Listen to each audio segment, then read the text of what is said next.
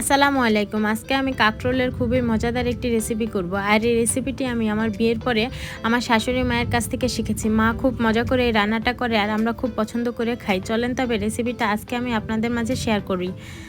এখানে আমি কাঁকরোলগুলো সুন্দর করে ধুয়ে নিয়েছি। এখন এর মধ্যে দিয়ে দিব লবণ আর হলুদের গুঁড়া দিয়ে খুব ভালোভাবে মিশিয়ে নিব।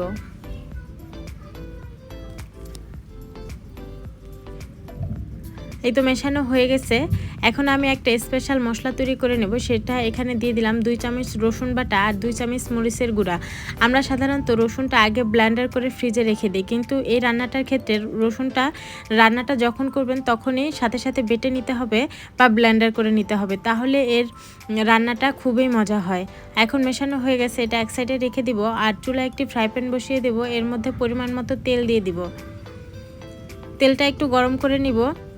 গরম হয়ে গেলে এর মধ্যে কাঁকরোলগুলো সব দিয়ে ভেজে নিব। এই তো কাঁকরোল এক পিঠ ভাজা হয়ে গেছে, এখন অপর পিঠ ভেজে নিব। একটু কাঁকরোলগুলো উল্টে দিচ্ছি আর এইভাবে কাঁকরোলগুলো খুব লাল লাল করে ভেজে নিব। আর এই তো কাঁকরোলগুলো ভাজা হয়ে গেছে, এখন একটা বাটিতে তুলে ফেলবো। আর এইভাবে আমি সবগুলো কাঁকরোল ভেজে নিব।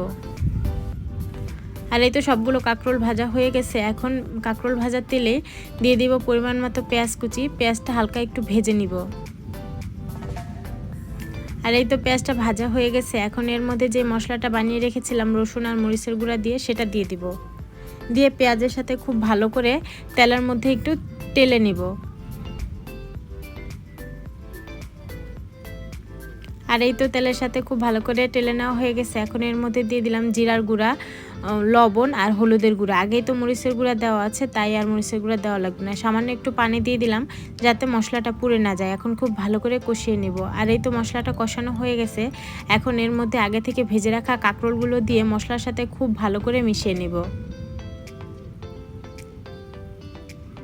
এই পর্যায়ে চুলার আঁচটা একটু কম রাখবেন, নাহলে পুড়ে যাবে।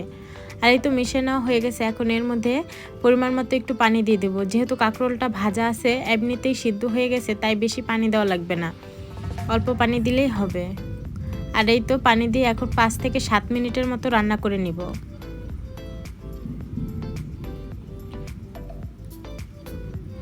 আর এই তো দেখেন রান্নাটা হয়ে গেছে প্রায়।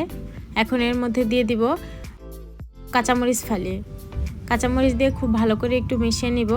আর এই তো দেখেন রান্নাটা একদম রেডি হয়ে গেছে। এখন একটা বাটিতে পরিবেশন করে নিব। কালারটা কত সুন্দর হয়েছে দেখেন। আর এই তো দেখেন রান্নাটা একদম হয়ে গেছে। গরম ভাতের সাথে ঝাল ঝাল এই কাঁকরোল ভুনা খেতে কিন্তু ভীষণই মজা হয়।